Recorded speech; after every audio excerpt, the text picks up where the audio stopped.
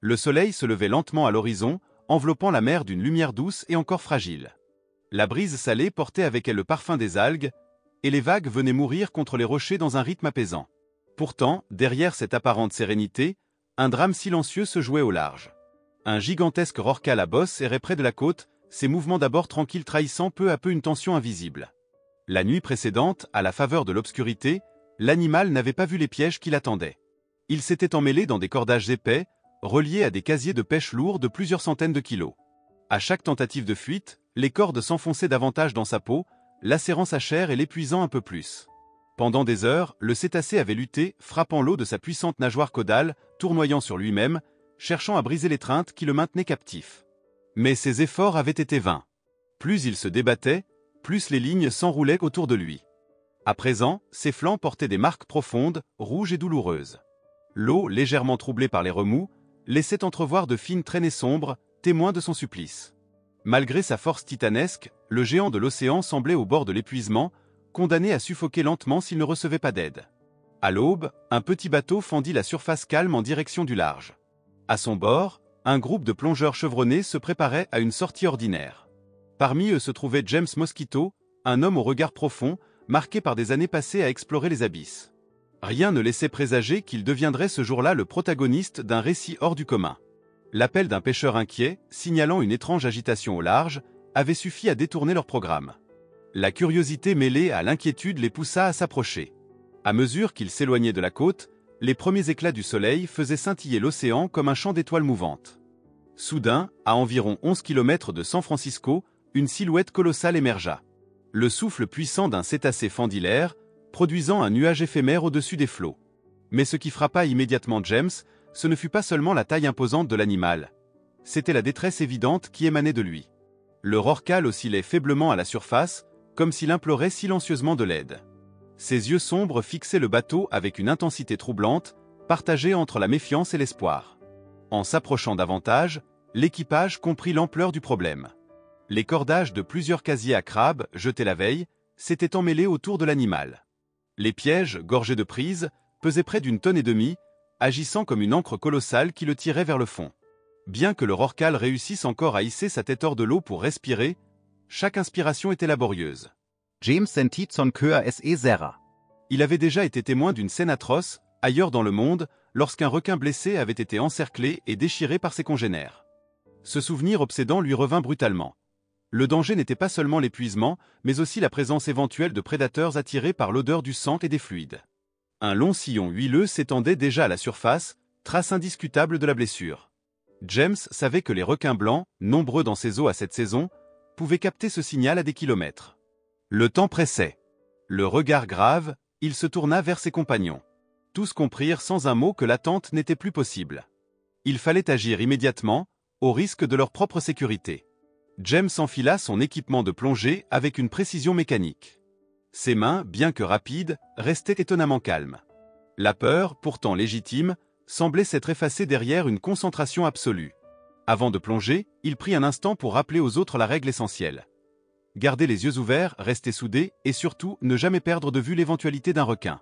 Puis, il fixa le rorqual une dernière fois. Dans le noir de ses pupilles, il crut percevoir un mélange de douleur et d'intelligence, comme si la créature comprenait l'importance de ce qui allait suivre. Il inspira profondément, ajusta son masque et se laissa glisser dans l'eau glacée.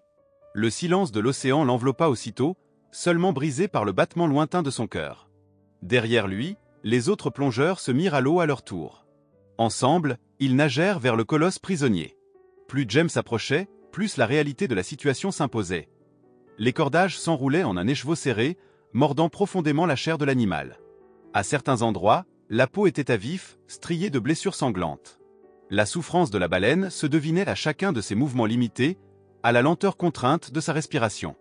James tendit la main, effleurant doucement la surface rugueuse de la tête du cétacé. Un geste de confiance, presque humain. Dans un murmure étouffé par son détendeur, il prononça des mots qu'il savait inutiles mais instinctifs. « Je suis là pour t'aider ». L'œil immense sembla le fixer encore, et contre toute attente, l'animal demeura étrangement immobile, comme s'il acceptait son assistance. Armé de son couteau, James commença à trancher les cordages un à un.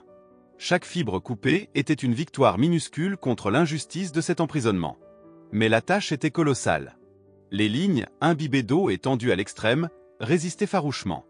Le moindre faux mouvement pouvait blesser davantage le géant, ou mettre les plongeurs en péril. Malgré tout, James persévérait, concentré comme jamais. Autour de lui, ses compagnons restaient aux aguets, surveillant les profondeurs pour la moindre silhouette suspecte. Le temps semblait suspendu. Le monde extérieur n'existait plus. Il n'y avait que l'homme, son couteau, et le géant prisonnier. L'océan retenait son souffle, comme s'il attendait l'issue de ce duel silencieux entre la liberté et la mort. Sous la surface de l'océan, James progressait méthodiquement, sectionnant les cordages qui maintenaient le rorqual prisonnier. Chaque mouvement de son couteau rencontrait une résistance épaisse, gorgée d'eau salée et tendue par le poids des casiers. Parfois, la lame glissait, manquant de peu de déraper sur la peau meurtrie de l'animal. Mais James, concentré à l'extrême, reprenait calmement, ses gestes précis et mesurés. Il savait qu'une seule erreur pouvait aggraver les plaies déjà profondes. À ses côtés, les autres plongeurs surveillaient les alentours, leurs silhouettes sombres se découpant contre l'immensité bleutée. L'océan, vaste et silencieux, semblait retenir son souffle. La baleine, étonnamment docile, ne cherchait pas à fuir. Son corps restait immobile, comme s'il avait compris que ses hommes tentaient de le sauver. Ses yeux suivaient chaque geste de James, emplis d'une intelligence troublante et d'une lassitude immense. Les marques laissées par les cordages s'étendaient sur plusieurs mètres, lacérant ses nageoires et son ventre. À chaque respiration, un jet puissant s'élevait à la surface, suivi d'un silence lourd, comme si le temps lui-même attendait l'issue de cette lutte. James coupait sans relâche. Ses bras commençaient à se fatiguer, mais il serrait les dents. L'image du requin blessé qu'il n'avait pu sauver autrefois hantait ses pensées. Il s'était juré de ne plus jamais rester spectateur face à la souffrance. Chaque fibre sectionnée était une revanche contre son impuissance passée. Lorsqu'un premier PAN de cordage céda, l'animal eut un soubresaut, presque imperceptible, comme un souffle de soulagement.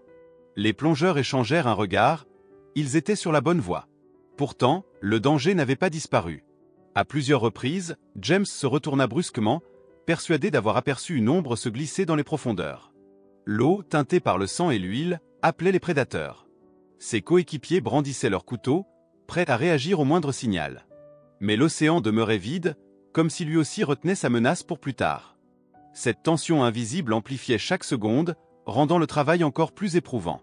Enfin, après de longues minutes, James parvint à sectionner l'un des plus gros cordages, celui qui maintenait prisonnière la nageoire caudale. Le rorqual, d'un battement puissant, s'arracha légèrement à son étreinte, projetant un remous si fort que James fut bousculé en arrière. Pendant un instant, il perdit l'équilibre, flottant dans l'eau agitée. Mais lorsqu'il retrouva son axe, il vit l'œil immense de l'animal fixé sur lui, comme un remerciement silencieux. Alors, il reprit son œuvre, encouragé par cette confiance mutuelle. Les minutes s'écoulèrent dans une intensité presque irréelle. Chaque geste de James, chaque respiration haletante des plongeurs, chaque battement lent de la queue du géant résonnait comme les fragments d'une symphonie dramatique. Et puis, soudain, le dernier cordage céda. Libéré de son fardeau, le rorqual plongea dans un mouvement majestueux, disparaissant un instant dans les profondeurs. L'équipe resta suspendue dans l'eau, les yeux écarquillés, comme si le silence venait de s'effondrer. Un cri de victoire jaillit dans les détendeurs, ils avaient réussi. Le poids de l'angoisse se transforma en une euphorie pure. Les plongeurs se congratulèrent sous l'eau, leurs gestes maladroits mais sincères. James, lui, resta figé, son regard scrutant les profondeurs obscures. Car une question le tourmentait, la baleine allait-elle revenir ? Ou bien avait-elle disparu pour toujours dans l'immensité de l'océan ? Quelques secondes plus tard, une ombre gigantesque remonta des abysses. Le rorqual, loin de fuir, se dirigea droit vers James. Les plongeurs, stupéfaits, regagnèrent précipitamment le bateau, préférant observer la scène depuis la surface. James, seul dans l'eau, sentit son souffle se couper lorsque l'animal s'approcha à quelques mètres seulement. L'immense tête surgit, l'œil toujours rivé sur lui.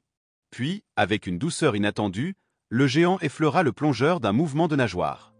C'était comme une caresse, une reconnaissance silencieuse. James n'en croyait pas ses yeux. Le rorqual se mit alors à tourner lentement autour de lui, décrivant de larges cercles, comme un ballet aquatique. Chaque passage rapproché faisait vibrer l'eau autour de son corps. L'animal semblait jouer, exprimer une joie nouvelle. Pendant de longues minutes, il resta auprès de James, multipliant les gestes d'affection que personne n'aurait cru possible venant d'un animal sauvage. Du bateau, les plongeurs observaient, bouleversés. Certains avaient les larmes aux yeux. Jamais ils n'avaient assisté à une telle démonstration de gratitude. L'un d'eux murmura que ce spectacle valait plus que toutes les plongées du monde. Ce n'était plus seulement un sauvetage, C'était une rencontre, une communion entre deux êtres que tout opposait. Lorsque le Rorqual finit par s'éloigner, disparaissant lentement vers l'horizon, un silence solennel envahit l'équipage. James regagna le bateau, encore tremblant. Il retira son masque, et pour la première fois depuis le début de l'épreuve, il laissa échapper un rire mêlé de larmes. Ses compagnons l'entourèrent, le frappant amicalement dans le dos, conscients qu'il venait de vivre un moment inoubliable. Le soleil, désormais haut dans le ciel, inondait la mer d'une lumière éclatante. Tout semblait à nouveau paisible, mais chacun savait que quelque chose d'exceptionnel venait de se produire. James, le regard perdu vers la ligne d'horizon, sentit une certitude s'ancrer en lui. Ce jour resterait gravé dans sa mémoire à jamais. Le retour au port se fit dans un silence inhabituel. Le moteur ronronnait doucement, mais aucun des plongeurs ne parlait. Tous restaient absorbés par les images encore brûlantes dans leur mémoire. La lutte acharnée, la tension de chaque geste, puis cette délivrance miraculeuse, scellée par un regard de baleine qui semblait contenir un langage secret. James, assis à l'avant du bateau, les cheveux encore humides, fixait l'océan avec des yeux où se mêlaient fatigue et émerveillement. Il savait qu'il venait de vivre quelque chose qui dépasserait toujours les mots. Sur le quai, une petite foule s'était formée.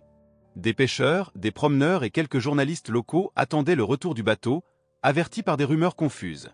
Lorsqu'ils accostèrent, l'équipage dut répondre à une avalanche de questions. On voulait savoir ce qui s'était passé, si l'animal était encore vivant, si des requins avaient approché. Les plongeurs racontèrent l'essentiel, mais leurs phrases semblaient pauvres, incapables de rendre justice à l'intensité de l'expérience. Certains auditeurs hochèrent la tête avec scepticisme, comme si tout cela n'était qu'une histoire embellie. Mais ceux qui avaient plongé savaient. Ils avaient ressenti la peur, la gravité du moment, et surtout, cette présence majestueuse et reconnaissante qui les avait bouleversés. Dans les jours suivants, l'histoire se répandit à une vitesse folle. Des journaux nationaux s'en emparèrent, puis des chaînes de télévision. On parla de James comme d'un héros, l'homme qui avait risqué sa vie pour libérer une baleine prisonnière. Des caméras vinrent jusque devant sa maison, des micros se tendirent sous son nez. Il fut invité à des émissions, sollicité pour donner des conférences. Mais James, fidèle à lui-même, refusait de se parer de gloire. À chaque fois, il répétait la même phrase « Ce n'est pas moi qu'il faut admirer, c'est elle. Elle m'a fait confiance, elle m'a permis d'approcher. » Plus il minimisait son rôle, plus le public semblait fasciné.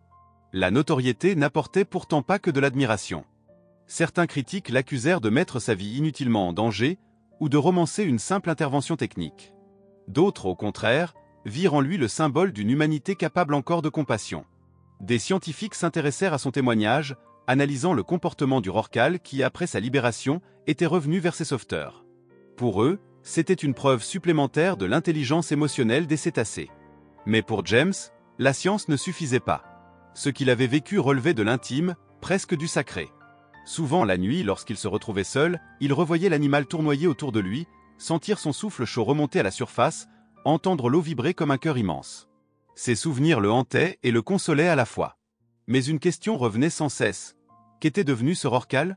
Survivrait-il aux blessures, aux pièges invisibles, aux prédateurs toujours présents ? Cette inquiétude se mêlait à une étrange espérance. Quelques jours plus tard, alors qu'il marchait sur une plage solitaire au lever du jour, James aperçut une silhouette familière. Au large, une immense masse fendait les flots, suivie d'un souffle puissant qui éclata dans l'air frais du matin. Son cœur bondit dans sa poitrine. Était-ce le même Rorqual ? Il n'en avait aucune certitude, mais dans son esprit, aucun doute n'était possible. L'animal resta quelques instants à la surface, frappant doucement la mer de sa nageoire comme pour saluer, puis disparut dans les profondeurs. James resta immobile, les pieds dans le sable humide, le regard fixé sur l'horizon. Un sourire discret illumina son visage, le lien n'était pas rompu. Au fil des semaines, son histoire prit une dimension symbolique. Dans les écoles, des enseignants racontèrent à leurs élèves comment un homme avait risqué sa vie pour sauver un être en détresse. Dans les médias, on parla de courage, d'humanité et de respect du vivant. Des associations de protection des océans se servirent de son témoignage pour alerter sur les dangers des filets et des casiers laissés en mer. James vit son geste dépasser sa propre personne, devenir une voix pour ceux qui n'en avaient pas. Pourtant, malgré cette reconnaissance, il demeurait profondément humble. Lorsqu'on le félicitait, il répondait toujours par la même réflexion. « J'ai simplement fait ce que tout être humain devrait faire. La mer nous donne tant, il est temps que nous lui rendions quelque chose. » Ces mots simples résonnaient plus fort que de longs discours. Un soir, alors qu'il naviguait seul sur une mer calme, James leva les yeux vers le ciel constellé d'étoiles. Le souvenir de la baleine s'imposa à lui, aussi vif que le jour même de la rencontre.